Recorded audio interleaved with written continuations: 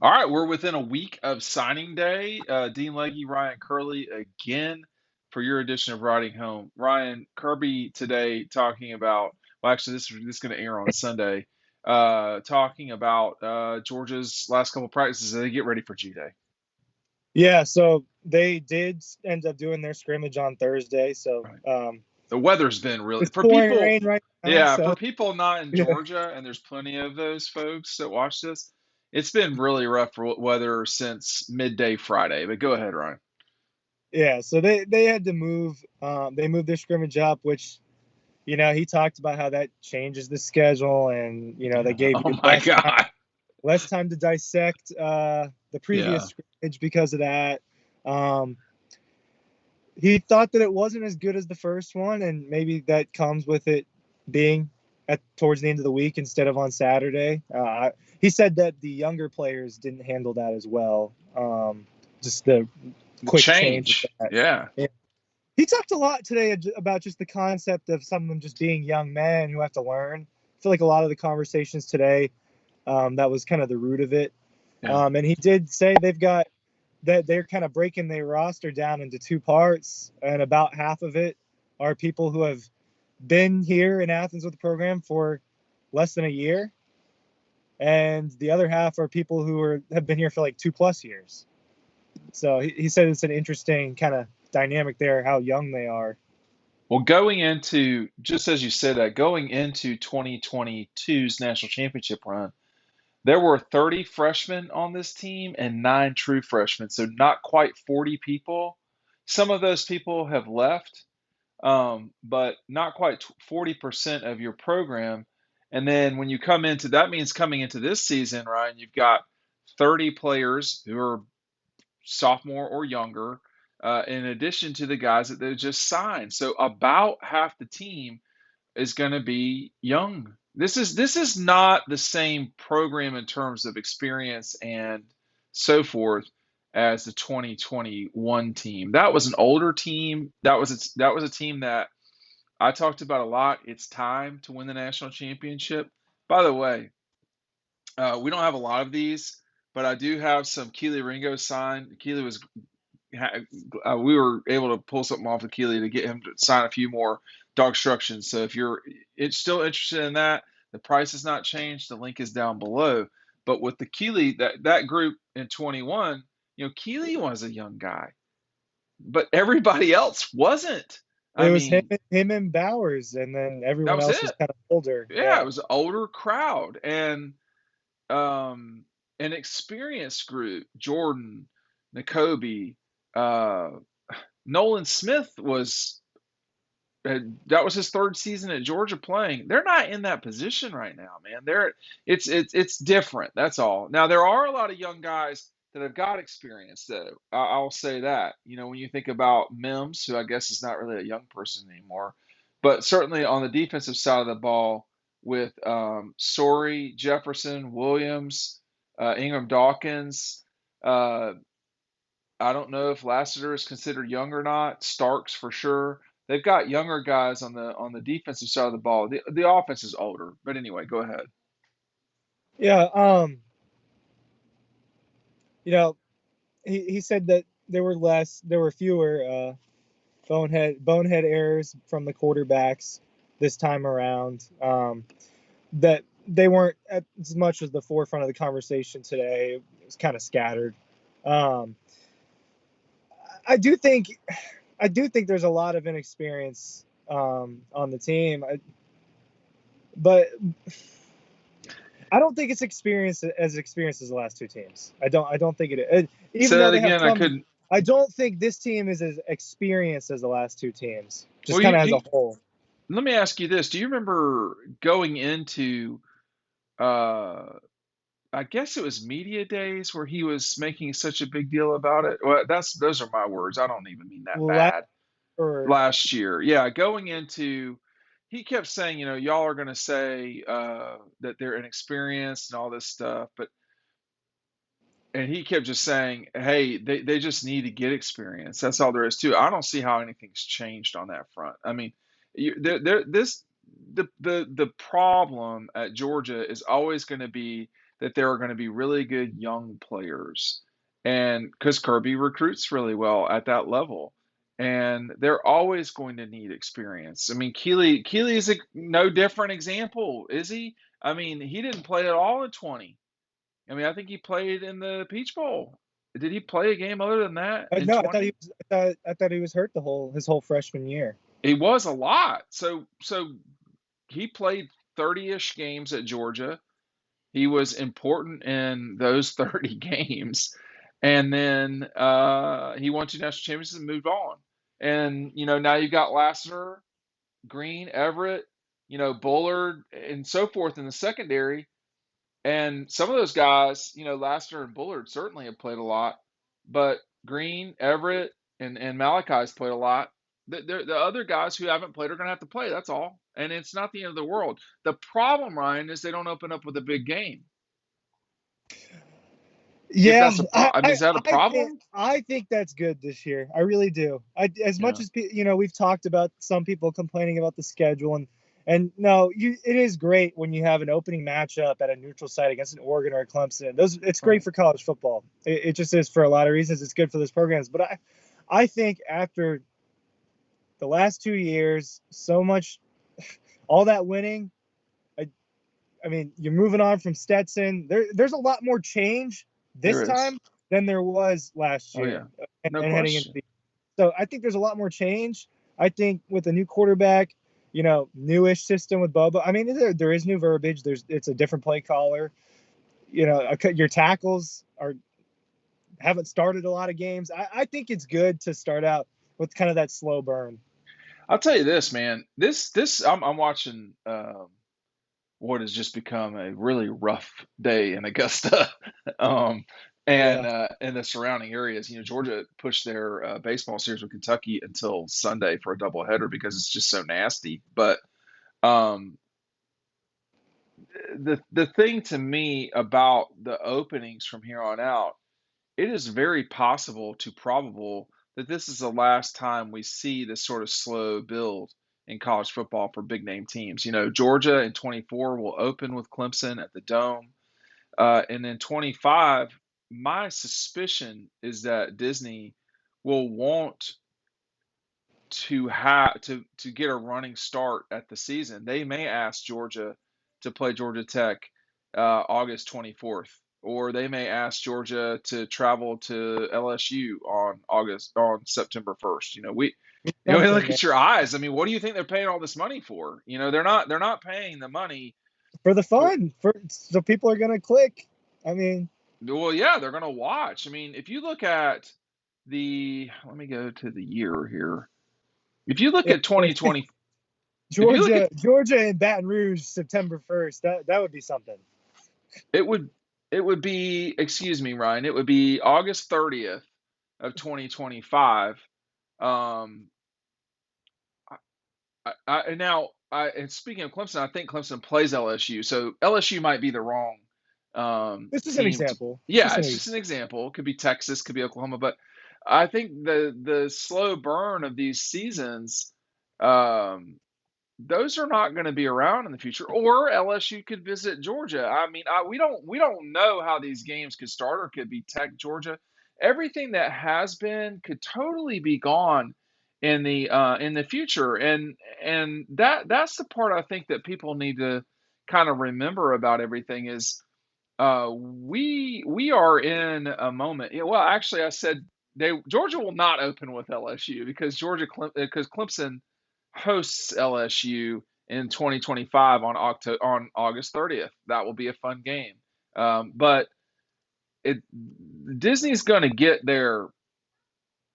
They are well within their right to get their games, and I think that that's going to happen. Now, in terms of this season and what happens with G Day, I mean, it's the only one of two games in all of college football that's on, network or cable television, which is Georgia and Colorado. That's it.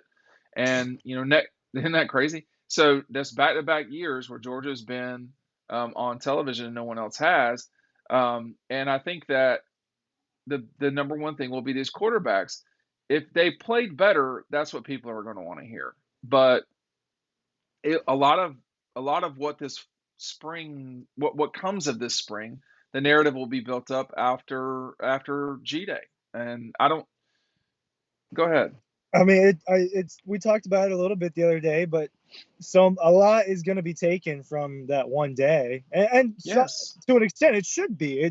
You're in an environment. It's a more game-like environment, but I mean, it's a whole month of practices and drills And and you stuff that we. just see what Tiger Woods has on, man. Oh, was Oh my God. I mean, it's like they're playing this thing in Indianapolis when we were there. I mean, it's 40-degree weather outside. It's raining, and Tiger, I, that was fascinating to just see because I was like, is that Tiger Woods? That is Tiger Woods. Wow. But yeah, I mean, next week is going to be a fun game. That's why I'm really excited about G Day, man. And I know I've said this for some time now. I'm not making it up. I think it's a great it will be a great event to watch. This is not like a lot of other G days. no. I mean, we're in the middle of a real quarterback competition. Sure. I think I assumed a little bit that it was just going to get handed off to Carson after Stetson's gone. But it seems like Brock's. I mean, it just seems like he's making traction. Maybe he's closed the gap. I wish it's one of those things where we could track it. How close is it? You know what I mean? I'm He's going interested. to have to. It's I Beck is the or Brock is the one I'm most excited to watch on Saturday. Vandegrift. He got it. I'm really curious as to just where he's at because I Yeah. know more about where Carson's at. I saw him playing games last year. You didn't Right. see that from Brock. I want to see him go up against those defenses. Right. I assume they're both going to get reps with like the Oh, first yeah. string. Yeah, I mean, so I think it's going to be a good day. It's definitely there's a lot of people out. It's give me a chance to see what you have. Behind like Michael Williams is going to play. Who's in that spot because he's going to be out on the field a lot with the Yeah, running he's backs. certainly. Yeah. Branson Robinson's opportunity to really, really like stamp himself in this backfield has never been greater. I mean, right now. I think when you start talking about the quarterbacks, it does remind me of NASCAR. It's one thing to catch the guy that you're chasing. It's one thing to catch the car. It's another thing to pass them. And I think that what I don't know, what we don't know, is does is this? Do we know for sure that Beck is in front of Vandegrift? That's a good question, man. I mean, We don't know we that, think, but the leading indicator, which is who was the backup last year, yeah, that was Carson Beck. So it's not like some stretch to say that Carson came into this thing leading it. Um, so I do think that Vandegrift is going to have to pass him, not just catch him. And but things have changed. I mean, Mike is the offensive coordinator. It's not Todd Monken anymore. Um, but there's so much positivity about Carson Beck inside the program.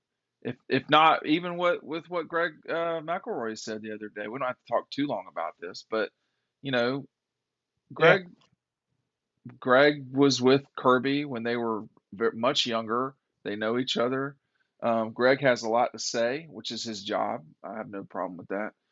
And I think people should sort of read between the lines when they can.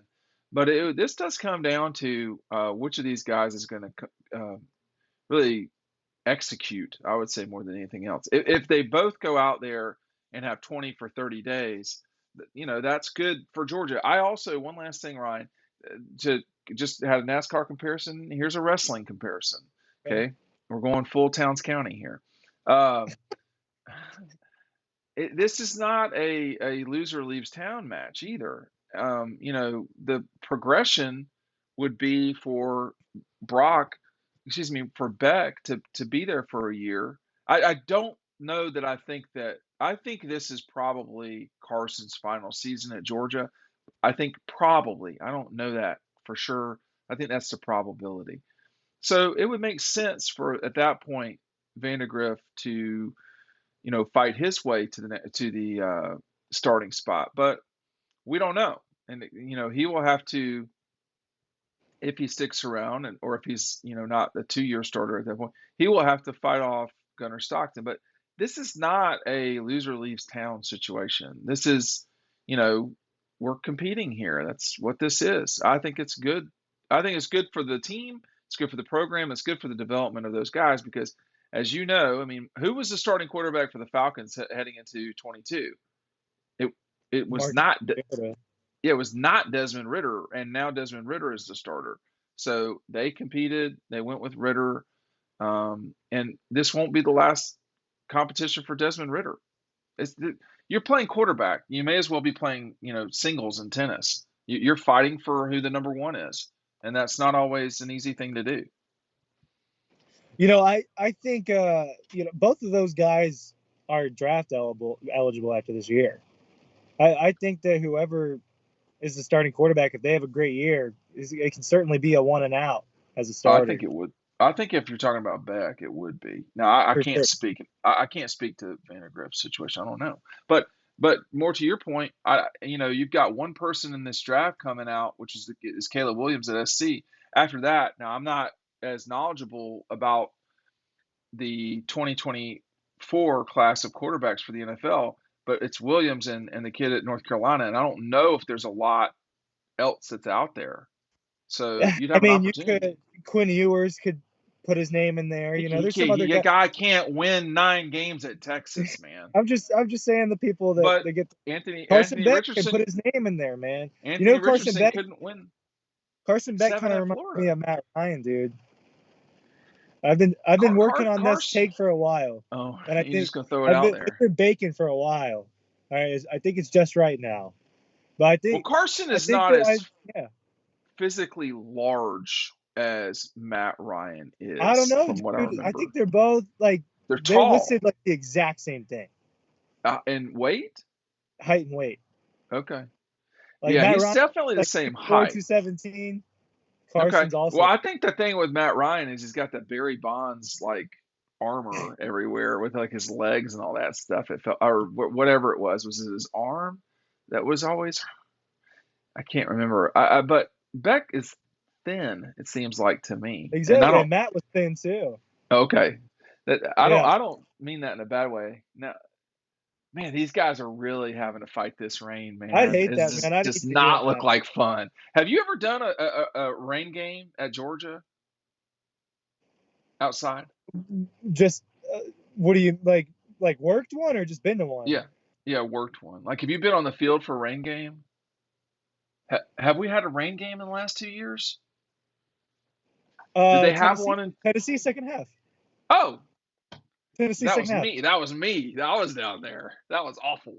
Yeah, I Oh waited God, until it stopped raining. So that was I bad. was that the day that you like freaked out about not having the rain gear, right? Yeah, yeah, Yeah. that was the day I Hey, freaked out, cool Ryan. shot though. Cool shot. The Lad running through the rain. that deal. Yeah, that Yeah. was a good. It was a good shot, but the rain. Look, and that's the thing with them moving this scrimmage. If I were them, I'd have moved it too. Because in the spring, it's not about dealing with you know the the climate or whatever it's called. It's not dealing with the conditions, but it, in the fall they don't scrimmage first of all really much in the fall, but you are going to get rain games. I mean, and that's another thing. Can your quarterback, play in rain? Can they play in the future? Even maybe this year, they're playing at Tennessee, man, when it could very well be in the upper 30s, and they've only It's done gonna be that snow, once. man. It could It snow. could snow. November we It don't see. probably Did y'all get snow in November ever in the mountains? yeah. Not In all. November?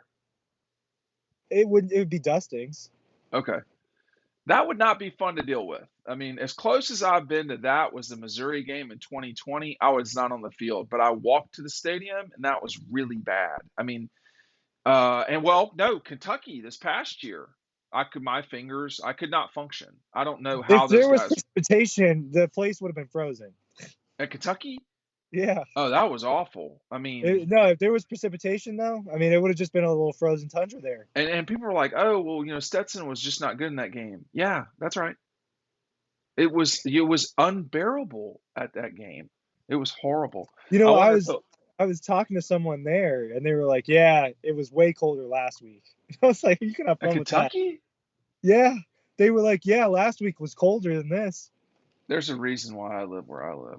I'm not trying to do the cold. All right, thanks for watching. We'll see you on the website.